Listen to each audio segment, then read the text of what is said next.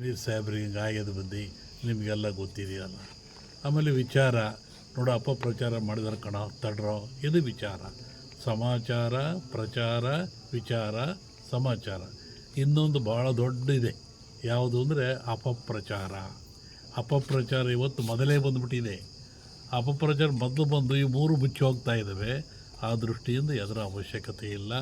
ನಮ್ಮ ಜಮೀರ್ ಸಾಹೇಬರು ಮತ್ತೊಮ್ಮೆ ಕರ್ನಾಟಕ ರಾಜ್ಯದ ಮಂತ್ರಿಮಂಡಲದಲ್ಲಿ ಸೇರ್ತಾರೆ. ಜೊತೆಗೆ ನಮ್ಮ ಶಿವಲಿಂಗೌಡರು ಸೇರ್ತಾರೆ. ಯೋಚನೆ ಮಾಡೋದು ಬೇಡ. ನನಗೂ ಸಂಬಂಧಪಟ್ಟಿರೋದಲ್ಲಿ ಮಾತಾಡಿದ್ದೀನಿ, ಆಗಲೇ ನಾಳೆಗೂ ಮಾತಾಡ್ತೀನಿ.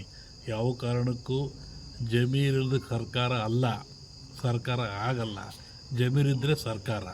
ಆ ದೃಷ್ಟಿಯಿಂದ ಜಮೀನವರು ಮತ್ತೆ ಮಂತ್ರಿಮಂಡಲ ಸೇರ್ತಾರೆ. ಈ ದರ್ಗಾಕ್ಕೆ ಬರ್ತೀನಿ ಅಂತ ನನ್ನ ಕಡೆ ಹೇಳಿದ್ದಾರೆ. ಮೊನ್ನೆ ಸ್ಪೀಕರ್ ಬಂದರು, ನಿಮಗೆ ಅವರು ಬರ್ತೀವಿ ಅಂತ ಅಲ್ಲಿ ಹೇಳಿದ್ದಾರೆ. ಹಾಗಾಗಿ ಹಾಗೆ ಆಗ್ತಾರೆ. ನಮ್ಮ ಮಹಮ್ಮದೀಯ ಬಂಧುಗಳು, ನಮ್ಮ ಹುಡುಗರು ಯಾವುದೋ ಆಕ್ರೋಶ ಪಡಬೇಡ್ರಿ, ಶಾಂತಿಯಿಂದಿರ್ರಿ. ಅದ್ರ ಬಗ್ಗೆ ನಾನು ಪ್ರಯತ್ನ ಮಾಡಿದ್ದೀನಿ, ನಾಡೂ ಪ್ರಯತ್ನ ಮಾಡ್ತೀನಿ. ಅವರು ಮಂತ್ರಿ ಆದ ಕೂಡಲೇ ಇಲ್ಲ ಕರ್ಕೊಂಬರೋಣಂತೆ. ಶಿವಲಿಂಗೌಡರು ಇಬ್ಬರಿಗೂ ನಮ್ಮ ಮಸೀದಿ ಒಳಗೆ ನಮ್ಮ ಮಠದಲ್ಲಿ ಸನ್ಮಾನ ಮಾಡೋಣ. ಜಮೀನಿಲ್ಲ ಸರ್ಕಾರ, ಸರ್ಕಾರ ಅಲ್ಲ. ಜಮೀನಿದ್ದರೆ ಸರ್ಕಾರ.